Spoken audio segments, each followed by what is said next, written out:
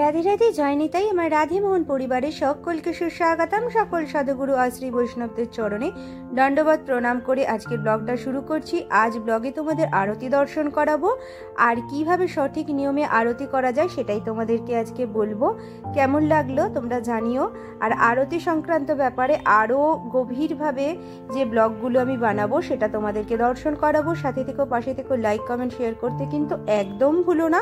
আর যার যেগুলো প্রশ্ন মনের ভিতরে রয়েছে সেগুলো অবশ্যই আমাকে করো। আমার ঈশ্বরের দিক নির্দেশিত পথে আমি তোমাদেরকে জানানোর চেষ্টা করব। রাধে রাধে জয় নিতাই। আরতি করার সময় ভগবানের শ্রী চরণে 4 বার, ভগবানের নাভি দেশে 2 বার, ভগবানের মুখমণ্ডলে 3 বার, আর তার সমস্ত শ্রীঅঙ্গে 5 বার বা 7 বার ঘোরাবে। কেমনভাবে ঘোরাবে? বাঁ দিক থেকে ডান দিকে ঘোরাবে। এইভাবে আরতি করতে হয়। আর আরতি করার সময় মহামন্ত্র জপ করতে পারো, বা হরে কৃষ্ণ বা কৃষ্ণ কৃষ্ণ রাধে রাধে, যার যেমন ইষ্ট সেই অনুযায়ী তুমি নাম জপ করতে করতে আরতি করবে এবং দর্শন করবে নিজেও। সেই দর্শনে এক দিব্য অনুভূতি অনুভব হয়।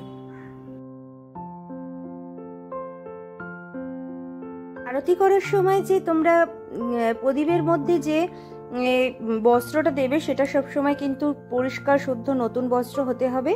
আর যদি তোমরা না পারো তাহলে তোমরা দশকর্মার দোকান থেকে সাদা রঙের যে বস্ত্রগুলো পাওয়া যায় সেগুলো নিয়ে এসে তোমরা করতে পারো, বা সলতে কিনতে পাওয়া যায়, সেই সলতে দিয়ে তোমরা আরতি করতে পারো। সেটা সবসময় সাদা রঙের হবে, অন্য কোনো রঙের কিন্তু হবে না। এই দিকটা থেকে কিন্তু তোমরা একটু সতর্কভাবে এগুলো কিনে আনবে এবং শুদ্ধিকরণ জল দিয়ে সমস্ত কিছু শুদ্ধ করে নেবে। আর আরতি করার সময় একটা দিব্য অনুভূতি হৃদয় অনুভূত হয়, এবং আরতি করার সময় ভগবানকে দর্শন করবে, তাহলে কিন্তু সাক্ষাৎ অনেক সময় ভগবানের দর্শনও হয়ে যায়। আর তোমাদের বলি, যখন কোথাও মন্দিরে বা কারো গৃহে গেছো, আরতি হচ্ছে, সেই আরতি কিন্তু ফেলে দিয়ে বা অর্ধ দেখে চলে আসবে না, পুরোটা দর্শন করবে। আরতির মধ্যে কিন্তু বিশেষ কৃপা লুকিয়ে থাকে, আর এই কৃপা থেকে কিন্তু নিজেদের কখনো বঞ্চিত করো না। আর আরতি দর্শন করো। রাধে রাধে। সাথে থেকে পাশে থেকে।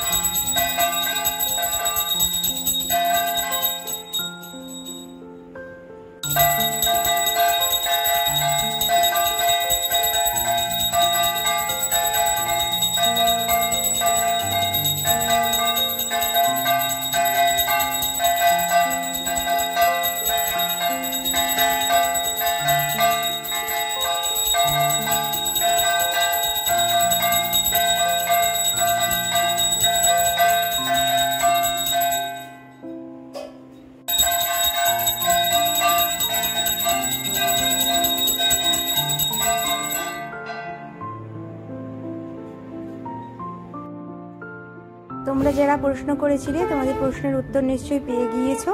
তাহলে তোমরা এইভাবে আরতি করো। রাধে রাধে, জয় নিতাই।